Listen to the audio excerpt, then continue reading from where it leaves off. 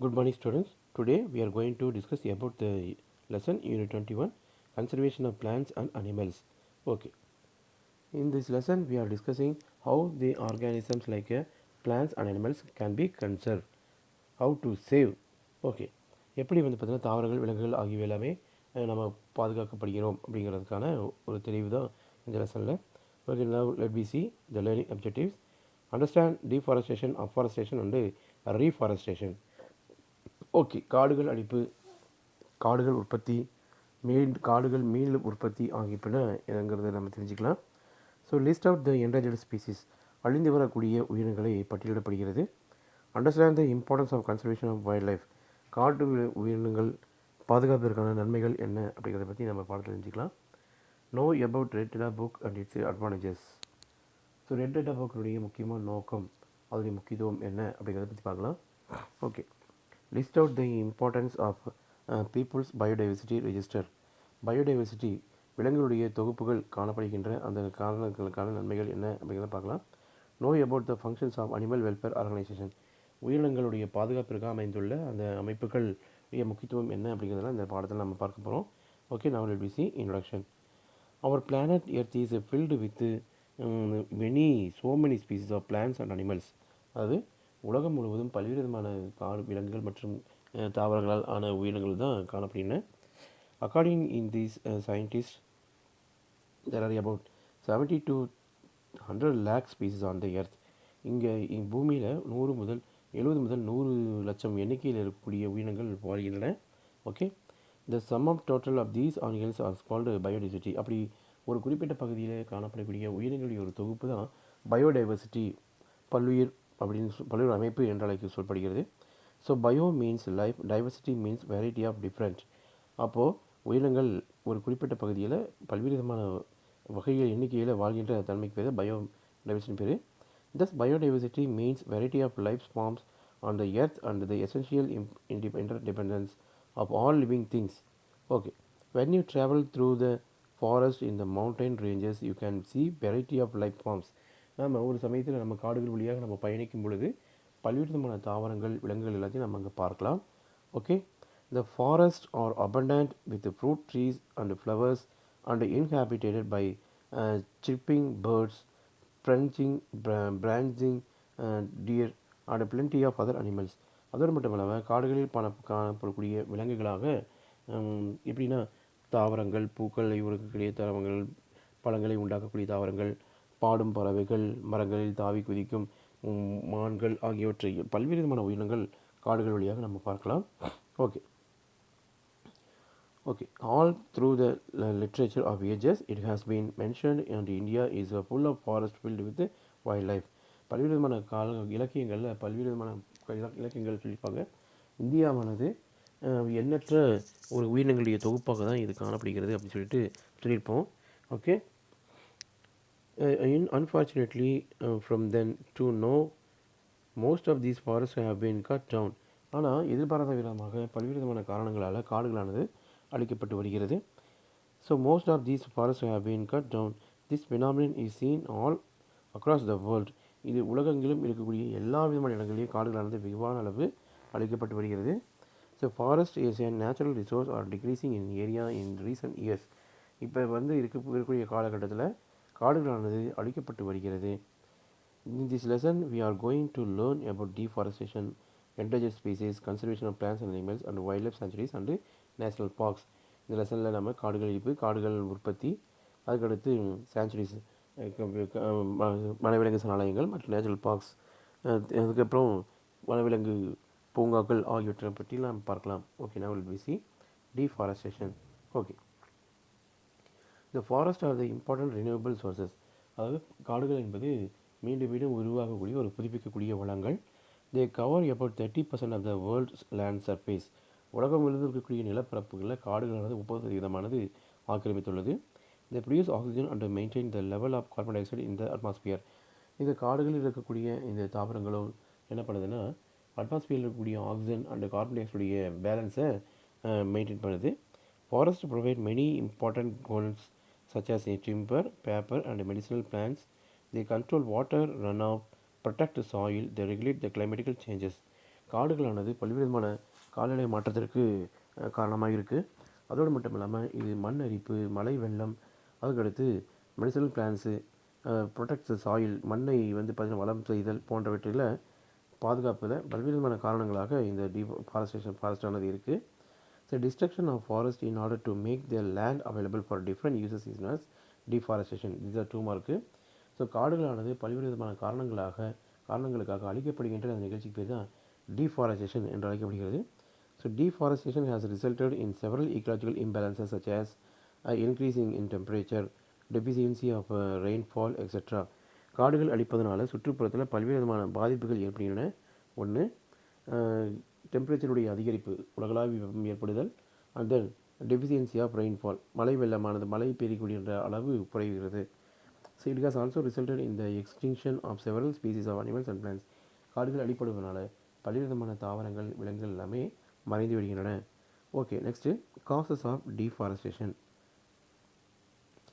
காடுகள் அழிப்பதற்கான முறைகள் என்னென்ன வழிகளில் காடுகள் அழிக்கப்படுகிறது. First, deforestation may be caused in my nature or it may be due to human activities. இயற்கையாகவோ அல்லது மனிதர்களின் செயல்பாடுகளாலேயோ காடுகளானது அழிக்கப்படுகிறது.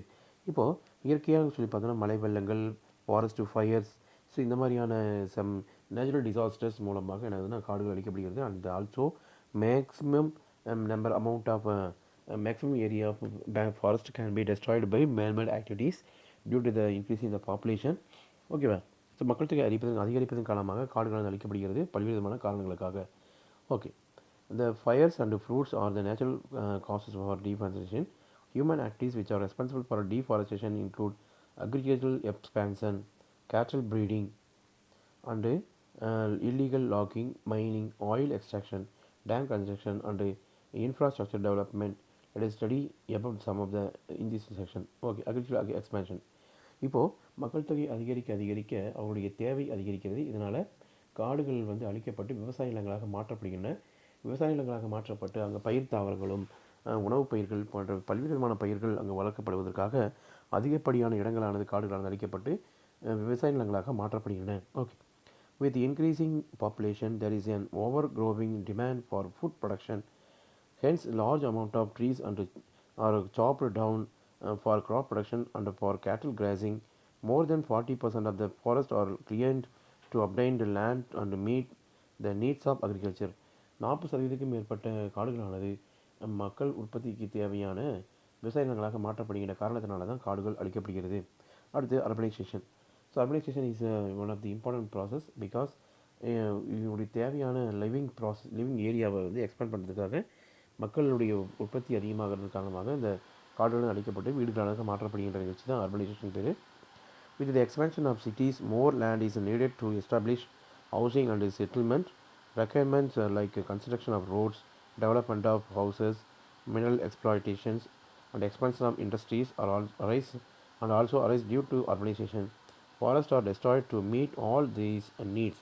பல்வேறு விதமான தேவைகளுக்காக இந்த காடுகளானது அழிக்கப்படுகிறது.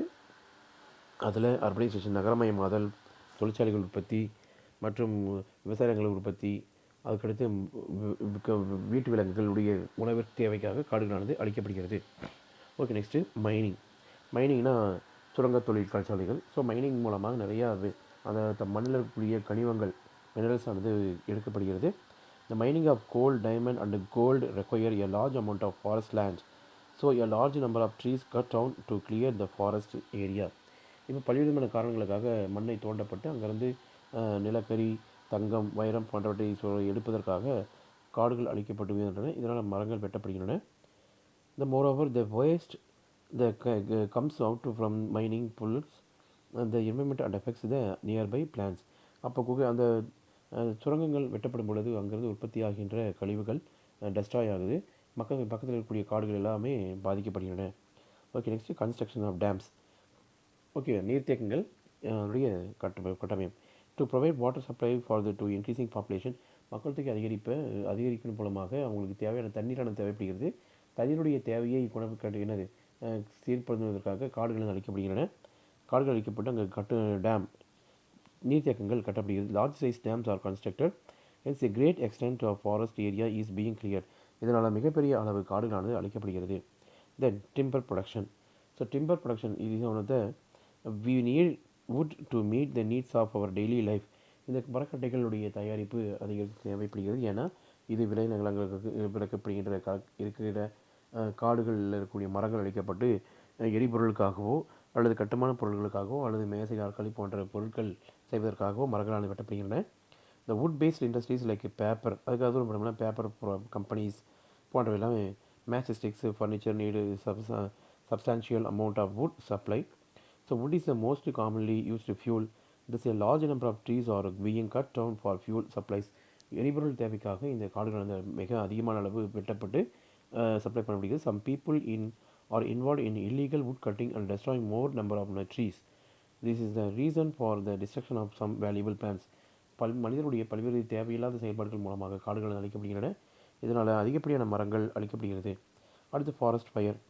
In many forest fires are usually expected from time to time. They may be caused by humans, accidents or natural factors. இது காடுகளானது தீயானது ஏற்படுவதற்கான காரணம் மனிதர்களாலேயோ அல்லது இயற்கையாகவோ ஏற்படுகின்றன. Forest fires wipe out thousands of acres of forest land each year all over the world. ஒரு வருஷத்தில் பல்வேறு விதமான ஏக்கராவில் இருக்கக்கூடிய அந்த மரங்களானது காட்டுத்தீயினால் அழிக்கப்படுகின்றன. This has tremendous effects on biodiversity and the economy as well. இப்போது இந்த காட்டுத்தீயினால் மண்ணில் அங்கே காடுகள் வளர்க்கக்கூடிய தாவரங்கள் விலங்குகள் எல்லாமே அழிக்கப்படுவதோடு மட்டும் இல்லாமல் ஈக்கலாஜிக்கல் எக்கனாமி பொருளாதார முக்கியத்துவம் வாய்ந்த உயிரினங்கள் எல்லாமே இறந்து விடுகின்றன, பாதிக்கப்படுகிறது. ஓகே, நெக்ஸ்ட்டு சைக்ளோன்ஸ், புயல்கள். So cyclones destroy the trees on a massive scales. So இந்த புயல்கள் ஏற்படும் பொழுது அதிகப்படியான காடுகள் அழிக்கப்படுகின்றன, மரங்கள் அழிக்கப்படுகிறது. They not only destroy the trees but also affect the livelihood of so many people who depend on them. இது காடுகளில் இருக்கக்கூடிய மரங்களை மட்டும் அழிப்பதோடு மட்டும் இல்லாமல் காடுகளை நம்பி வாழ்கின்ற அந்த விலங்குகள் மற்றும் எல்லா விதமான உயிரினங்களும் அழிக்கப்படுகின்றன. ஓகே, நெக்ஸ்ட் கிளாஸில் எஃபெக்ட்ஸ் ஆஃப் டிஃபாரஸ்டேஷன் பார்க்கலாம். தேங்க்யூ.